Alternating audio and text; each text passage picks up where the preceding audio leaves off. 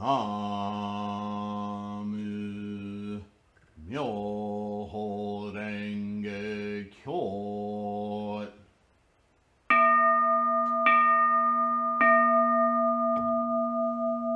Namu Myoho Renge Kyo.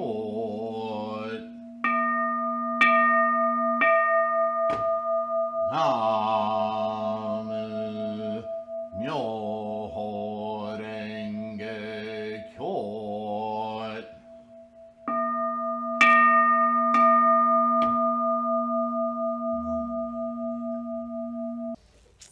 Namo Myoho Renge Kyo. Hi, everyone. We are starting another chapter in the treatise revealing the spiritual contemplation and, in this part, the Most Venerable One. And in that vein, I want to make a correction again to translation bias that really upsets me. So whoever translated this decided to call this chapter Salvation for Those in the Latter Age. Salvation is one of those religious, Christian and other religions, the idea of saving. In the West, it's a very polluted word. It doesn't belong in Buddhism simply because of its Western connotations.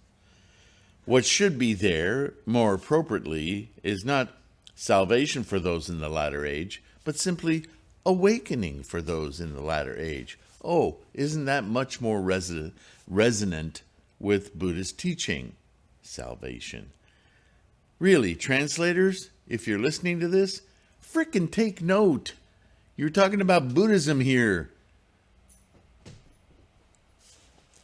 All right, so what is enlightenment for people of our time? What is enlightenment for those in the latter age? What is awakening to our innate Buddha mind? Our reality experience in the latter age, not salvation. God, I'm so tired of this bias. It's confusing, isn't it? Don't you agree? I mean, let me know in the comments, but that word, just like in so many other cases of bias, words, and I'm not being attached to words here, but the words are our only guide to get to the meaning. And as guides, if they stand in opposition to or confusing the meaning, we won't get the meaning.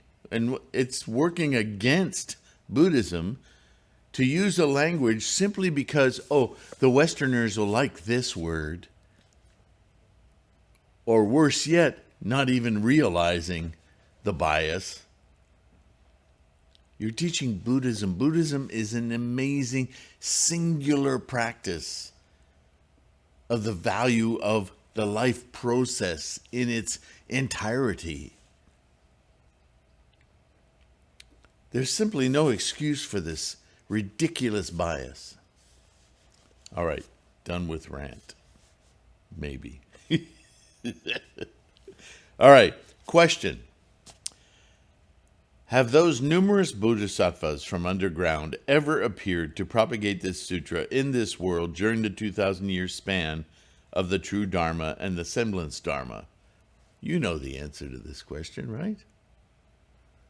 Remember the bodhisattvas of the earth, the bodhisattvas who appear in the sermon of the Lotus Sutra from under, can we use a better word than sermon? The teaching of the Lotus Sutra. These bodhisattvas appear in the future. They grow from the earth, from the life process. They appear in the future to propagate this Lotus Sutra. That's us. So, when he asked the question, have those numerous bodhisattvas from underground, that prediction, ever appeared to propagate this sutra in this world, in this realm, during the 2,000-year span of the true Dharma and the semblance Dharma. In other words, the 400 or 500-year periods following the extinction of Shakyamuni.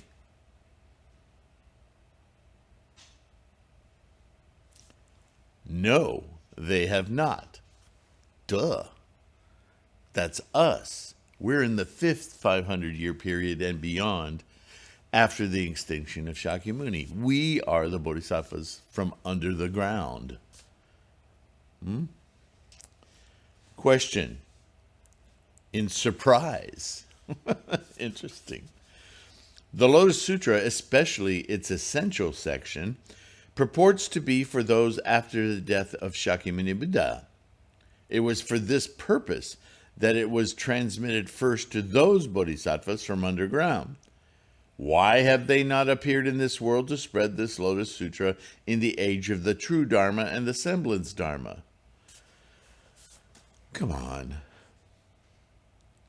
But, Nichiren is teaching here.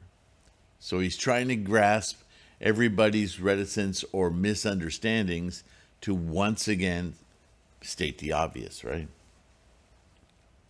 Answer, I'm afraid I cannot answer your question. Why not? Repeating the question. Answer, I prefer not to speak of this. Is Nichiren a little fed up here? Repeating the question once more. Why? Answer, if I should speak of this, all the people in the world would be like those in the latter age of degeneration after the death of powerful voice king Buddha in the past. As described in the 20th chapter of the Lotus Sutra, never despising bodhisattva, they abused and disturbed never despising bodhisattva and ended up in hell for slandering the true Dharma. If I even mention a little of this among my own disciples, they would all slander it. I'm afraid I have no choice but to keep my mouth shut. So by not answering in this way, he's indicating the answer. It isn't the time isn't ripe. Read the prediction. Demanding an answer. If you conceal the answer despite your knowledge of it, you would violate the precept against meanness and greed. They're going to back him into a corner. So now, Nichiren will let go the floodgates. Answer. I've been driven to the wall. Let me try to explain briefly. Briefly. How long is his answer? 3.5 pages. In fact, it's the whole chapter.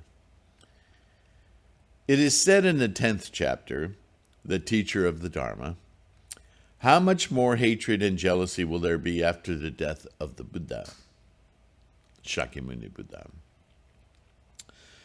Again, this translation annoys me. The death was of a man, Shakyamuni Buddha, not Buddha. Buddha is that which you and I anyone can experience. It never dies. It's a condition of knowing. It's a state of mind. That doesn't die. It simply exists, and it's up to us sentient creatures with mind to experience it. There's no life or death, birth or death, time or space. It's a realization. It's a mind-altering experience of life. Buddha never dies. Buddha is a state of mind. So if it said Shakyamuni Buddha, okay, makes sense.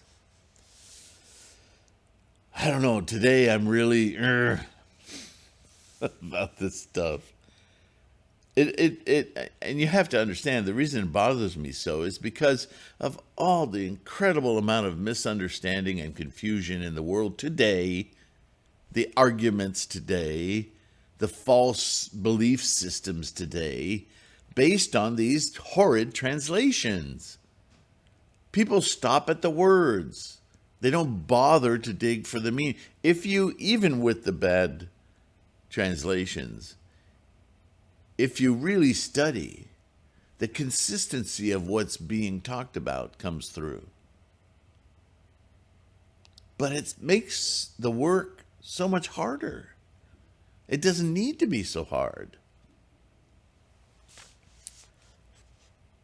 Anyway, I guess I should be, in a way, appreciative of it, because it was one of the biggest reasons that motivated me to create this channel, to slough off all this crap and just get to it.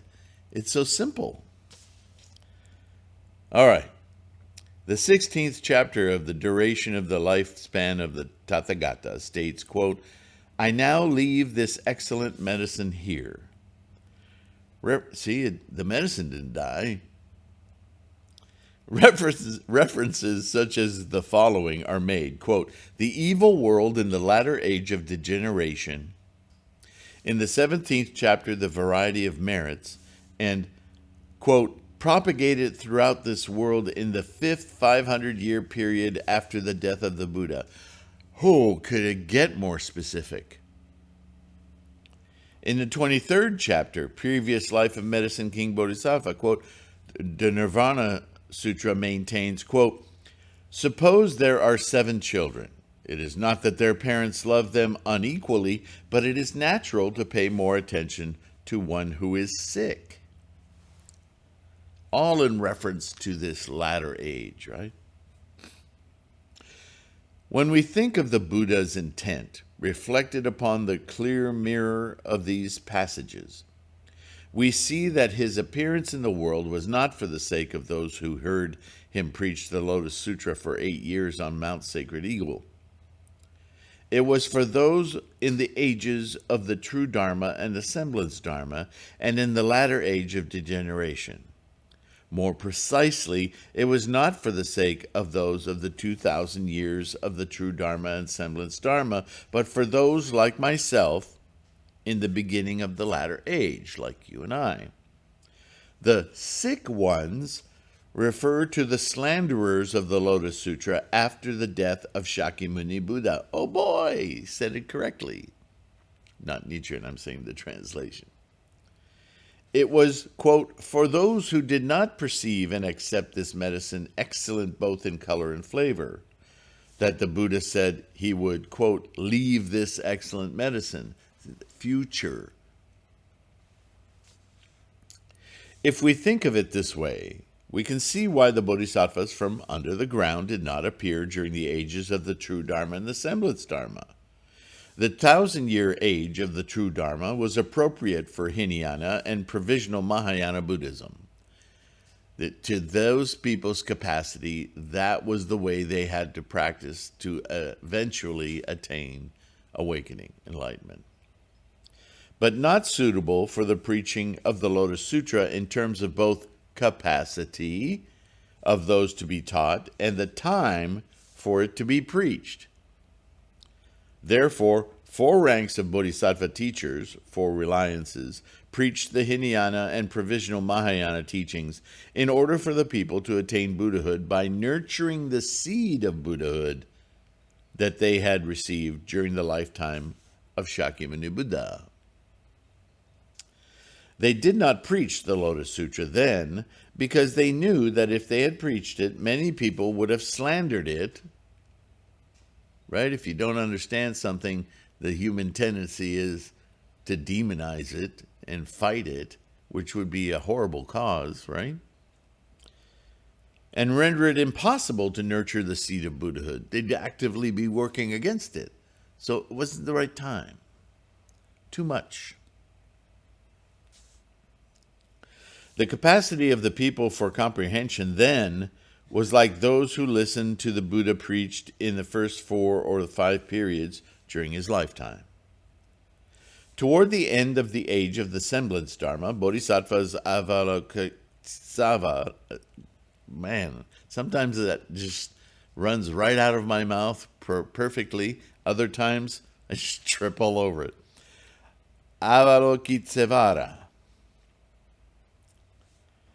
and Medicine King appeared in this world as Nanhue and Tendai, respectively. In other words, those mental capacities were embodied in these two teachers. And they thoroughly explained the doctrines of 1,000 aspects contained in 100 realms, and 3,000 existences contained in one thought moment, stressing the theoretical section as the central theme and the essential section as its supporting idea. They, however, merely reasoned in the abstract that 3,000 modes of existence are contained in the minds of the unenlightened. They did not practice and have others practice the actual way of realizing it, reciting and upholding the 5 characters of Myoho Renge and Kyo,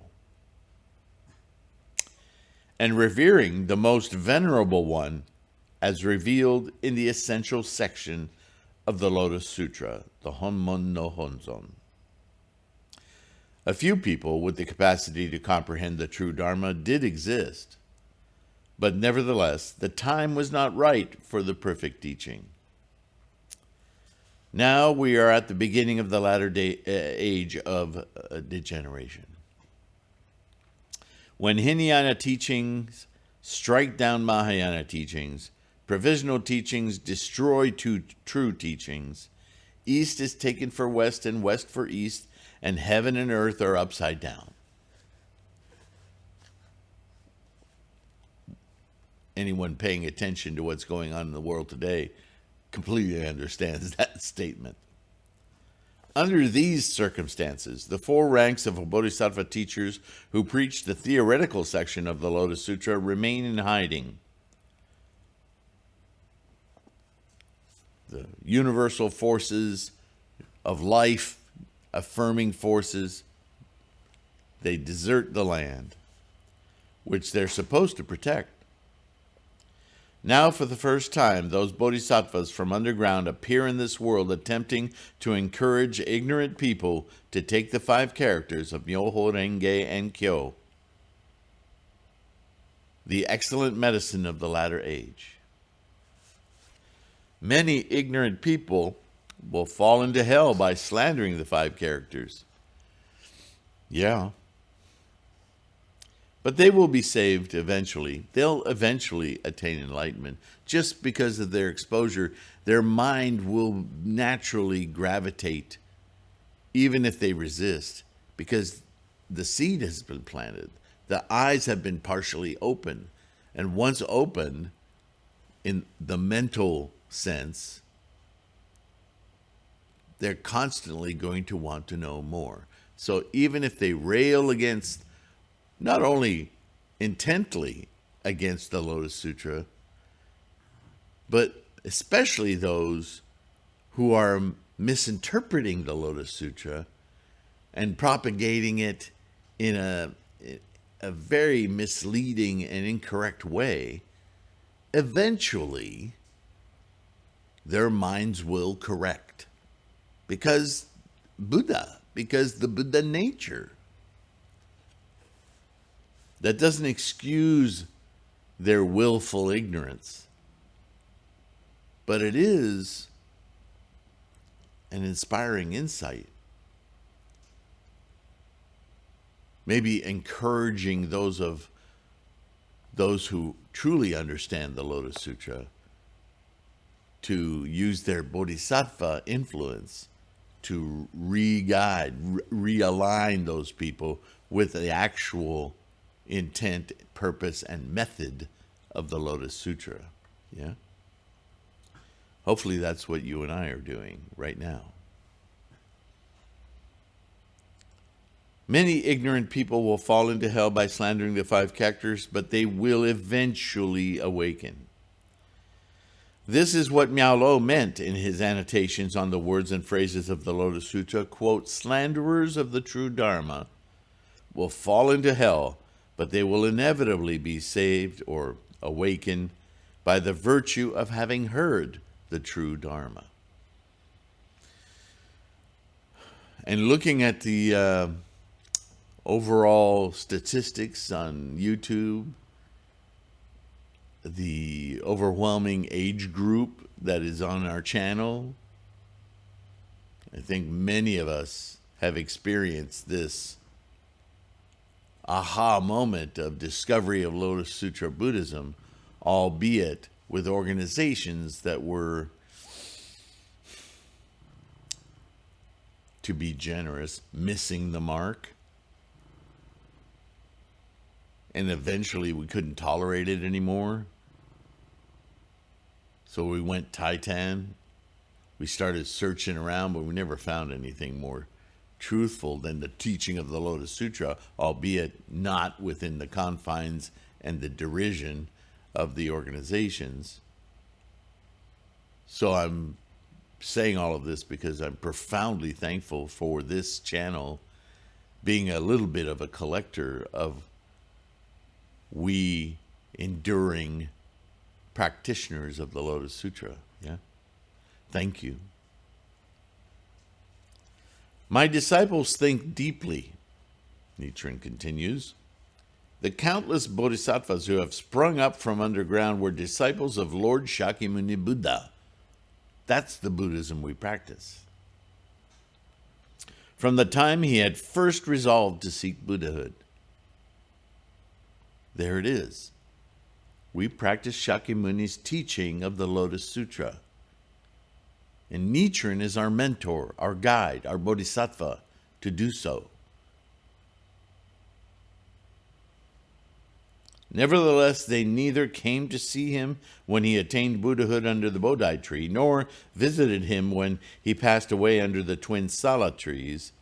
Thus, they may very well be accused of not being filial, if you think that short-mindedness, that way.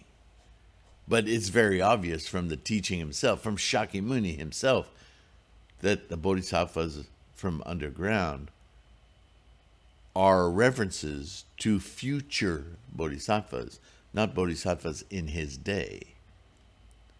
Though the Buddha is without time, so in that way they seem contemporaneous.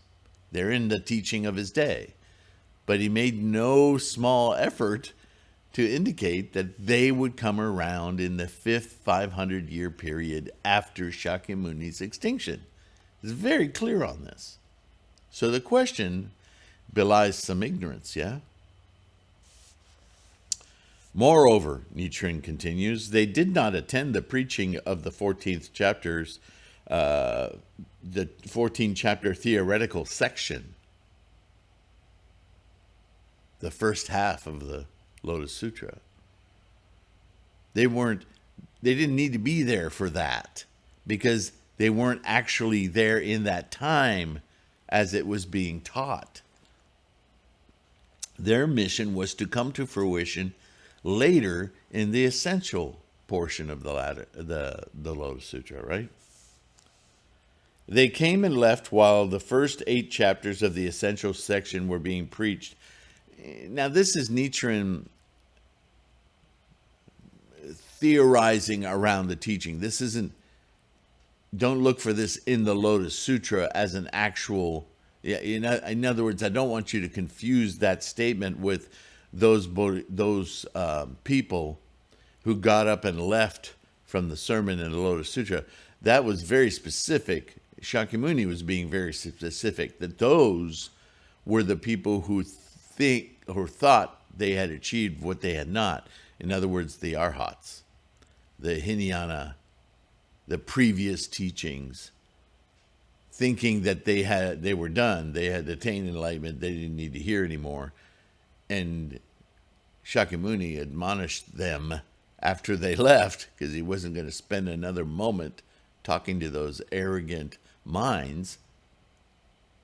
They weren't capable yet of getting beyond their self-attachment.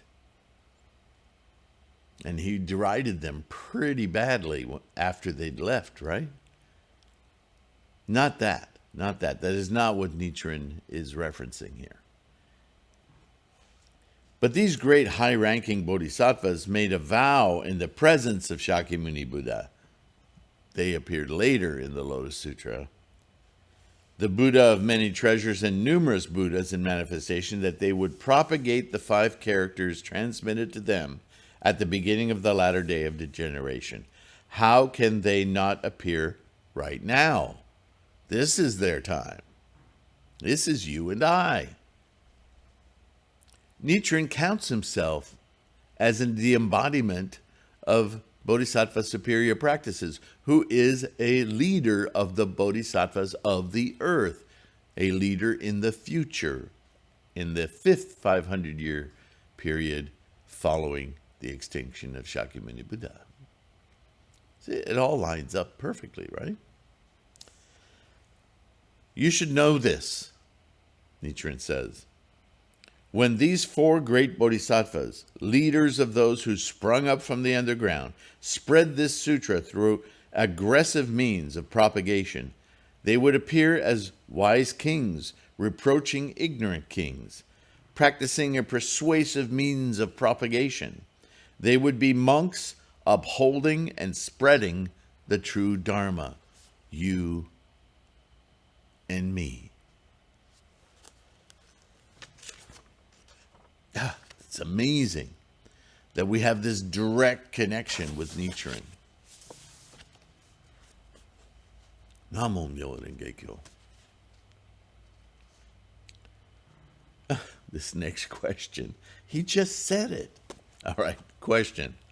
Has the Buddha predicted this?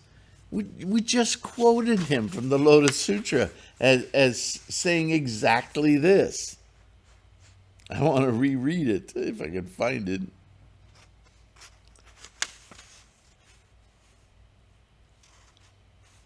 In the 23rd chapter, Previous Life of Medicine King Bodhisattva, he says, propagated throughout this world in the 5th 500-year period after the death of Shakyamuni Buddha. How much more plainly can he say it? All right. Has the Buddha predicted this? Nichiren responds, oh, guess what? I'm sorry. I keep jumping ahead of Nichiren. Nichiren says, it is said in the 23rd chapter, Previous Life of Medicine King Bodhisattva, that the Lotus Sutra will, quote, spread throughout this world in the first 500-year period in the latter age of degeneration. Hello. Grandmaster Tendai restated it in his Words and Phrases of the Lotus Sutra. Quote, the benefit of the wonderful Dharma will reach afar during the first half millennium of the latter age, end quote. The annotation on the Words and Phrases of the Lotus Sutra by Miao Lo interprets this, quote, it is not that there is no unseen merits of the Lotus Sutra at the beginning of the latter age. And Grandmaster Dengyo, in his treatise on the protection of the nation, declares, quote, ages of the true Dharma and semblance Dharma are almost over, and the latter age of degeneration is just around the corner, end quote. Dengyo's interpretation that, quote, the latter age of degeneration is just around the corner, end quote, means that his time was not really ripe for the propagation of the essential section of the Lotus Sutra. Predicting the beginning of the latter age in Japan, Grandmaster Dengyo, states in his Outstanding Principles of the Lotus Sutra, quote, as for the first time, we are nearing the end of the age of semblance Dharma, or we have reached the beginning of the latter age. As for the land, we are located to the east of Dang, China, and west of Chie. As for the people, we live in defilement and corruption. We live in a time of war and strife. It is said in the 10th chapter of the Lotus Sutra, the teacher of the Dharma, quote, many will hate this sutra, the Lotus Sutra, with jealousy, even during his lifetime, not to mention after his death. There are good reasons for these words, end quote. The time of war and strife, quote unquote, in this citation refers to 2 current problems facing Japan: domestic disturbance and the Mongol invasion of Western Japan. This is the very time when original disciples of the Buddha would spring up from underground, attend both sides of the eternal Buddha revealed in the essential section of the Lotus Sutra, and establish in this land of Japan the supreme Honzon in the world. The Honzon, such as this, has never been established either in India or China. The time wasn't right. As I keep doing this, as the time was not ripe, when Prince Shotoku of ancient Japan built the Shintennoji Temple, the Buddha of infinite life, the Lord Buddha of the Western Paradise, was enshrined there as the Honzon. When Emperor Shomu constructed the Todaiji Temple with Vairochana Buddha, the Lord Buddha of the Flower Garland Sutra, as the Most Venerable One, he failed to reveal the true teaching of the Lotus Sutra. It was only later that Grandmaster Dengyo slightly revealed the true teaching of the Lotus Sutra. However, since the time was not ripe, he established Medicine Master Buddha of the land of the Emerald in the East as the Most Venerable One, without revealing the Buddha of the essential section. What is the Buddha of the essential section? What does he mean when he says that? Are you catching that? The essential section of the Lotus Sutra is based, as Nichiren often states, on the 16th chapter, or the chapter on the lifespan of the Tathagata. And the big aha mic drop moment in that chapter is Shakyamuni revealing that Buddha isn't him. Buddha isn't something that only occurs in him.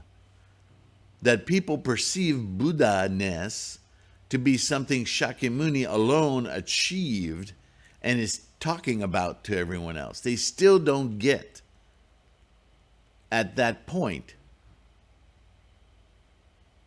that Buddha is in their minds. They simply need to awaken that state of knowing, that state of experience, that state of realizing what their own life is not separate from, is not other than all life. That everything is constantly changing in momentum through time-space at the same time. This idea of hanging on to accruing, possession, hanging on to losing, is complete illusion. Because everything is and isn't moment to moment manifesting and dissolving. It's a process we're in. There is nothing to possess. But all that energy we spend on having and not losing is why we suffer.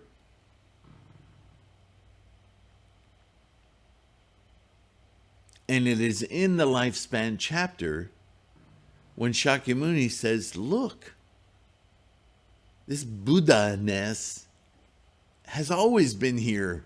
All you need do is open your Go Honzon, your door, your mind is just awaiting your realization. Like from a dream at night, the sun pierces through the window and awakens you. So, when Nichiren uses the words without revealing the Buddha of the essential section, this is what he's talking about. The Buddha of the essential section is the Buddha universal. The one waited on by the four bodhisattvas. This is because the task of establishing the true Honzon was reserved for the bodhisattvas from underground who had been entrusted to propagate the Lotus Sutra in the latter age. These bodhisattvas who received the Buddha's mandate are nearby, waiting. They have not emerged in either the age of true Dharma or that of the semblance Dharma. Should these great bodhisattvas fail to appear in the latter age of degeneration, they would be terrible liars, and the prediction of Shakyamuni Buddha, the Buddha of many treasures, and all the Buddhas in manifestation would just be bubbles in the air. Taking all of this into consideration, we are having earthquakes and comets more severe and longer than any that have appeared in the ages of true Dharma and semblance Dharma. These cannot be disturbances caused by such protectors of Buddhism as Garuda birds and Ashura demons and dragon gods. They can only be omens of the appearance of the four great bodhisattvas. The condition of humanity must change now. Tendai has this to say in his Words and Phrases of the Lotus Sutra. Looking at the heavy rainfall, one can tell the size of the dragon which causes it. Looking at the abundance of lotus flowers, one can tell the depth of the pond. Miao Lo explains in his annotations on the Words and Phrases of the Lotus Sutra, quote, only wise men can foretell what is going to happen. Only snakes know the way of snakes. When the sky, end quote, when the sky is blue, the land is bright, so those who know the Lotus Sutra can see the reasons for occurrences in the world.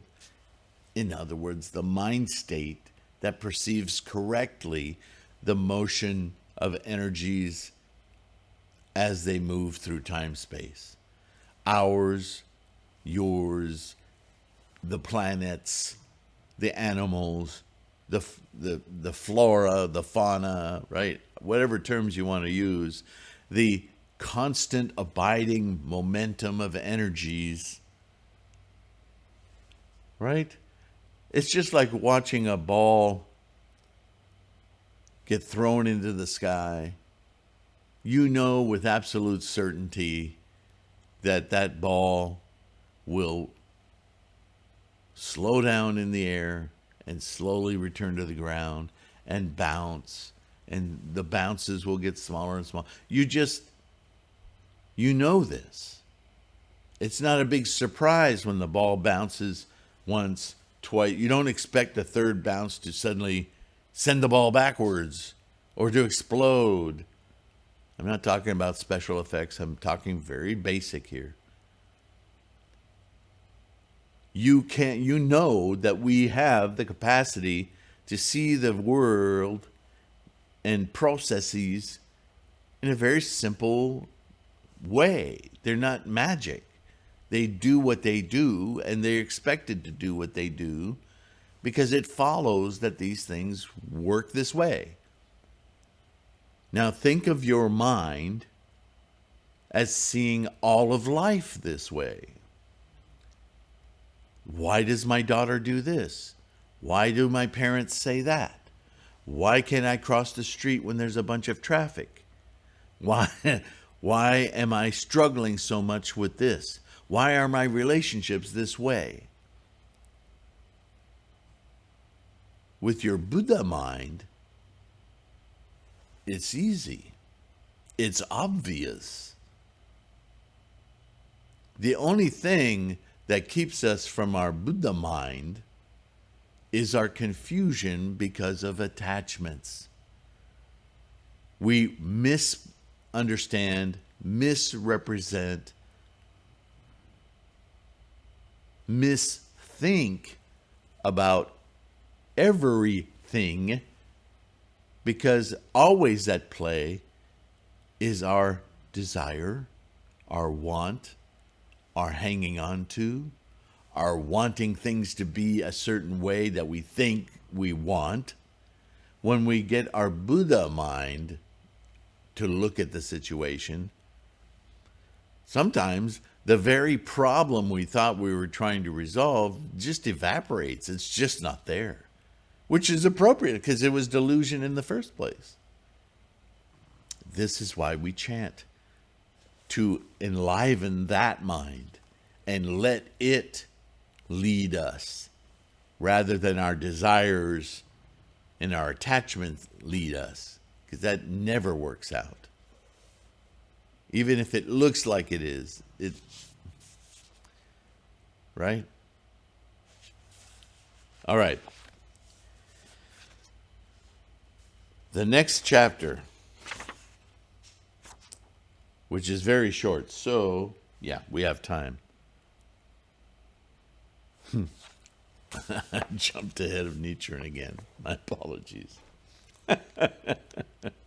All right. Conclusion, the final chapter. Awakening through the Odaimoku. Again, the word salvation is used here. But our enlightenment through the Odaimoku. How do we attain this vaulted Buddha mind? How do we do it? Through the Odaimoku. So here it is, short paragraph. For those who are incapable of understanding the truth of the 3,000 existences contained in one thought, Lord Shakyamuni Buddha, with his great compassion, wraps this jewel with the 5 characters Myoho Renge Enkyo, and hangs it around the neck of the ignorant in the latter age of degeneration.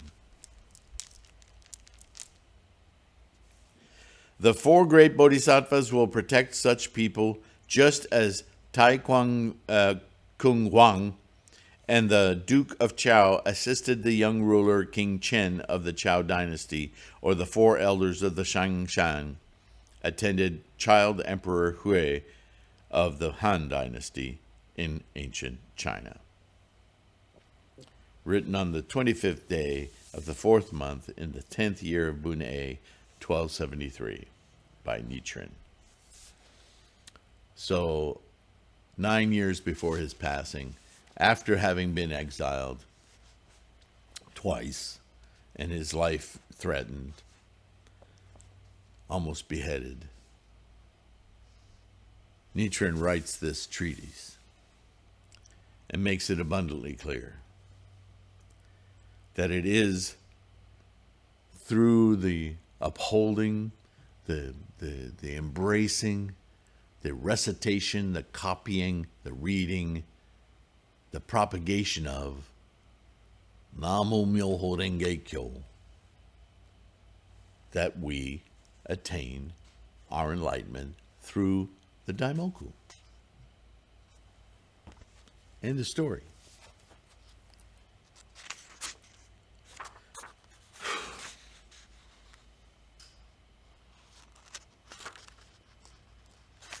Not sure.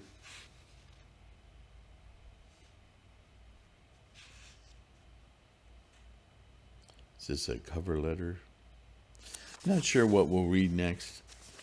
I'll have to peruse these books. This Gosho was really pretty direct. I think not very difficult to understand, but very comprehensive, yeah.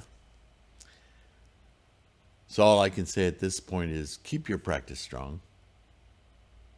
The evidence is in. If you don't have this mandala, this Nichiren inscribed mandala yet, please go to cafepress.com/gohonzon and get one. You don't have to pass any trial by fire or satisfy any other person's criteria. You're the criteria. This is your Buddha-ness. Don't let anything stand in your way of it. And if you have one, spend time with it. Focus on the Myoho characters. Penetrate your Gohonzon in your mind. Awaken that Buddha mind. Let it wash throughout your existence, your body, your thinking. Let it take over. You will not regret it. and you will experience it. That's the amazing thing about this practice, is you know it. It's not something you have to wait for a gift or after you die. It's an immediate thing. It's tangible. Your life will change. It's changing already. But it's only changing within the confines of your samsaric karmic engine. Right? What we're doing while enlightening our Buddha-ness is influencing that karmic stream toward its full manifestation, life-affirming manifestation. That's why it's enlightenment. That's why it's awakening. Namo Myoho Renge Kyo. Thank you, thank you, thank you. Thank you to my patrons, you guys. Again, amazing. Please subscribe. Comment. Let me know what's going on with you. What you thought of this Gosho. Yeah. Be kind to yourself. If you're not kind to yourself, how can you be kind to others? Take care of your health. That's part of being kind to yourself. Keep your practice strong. Let me know how you're doing, and I will see you in the next one, whichever that happens to be. Okay? Bye for now.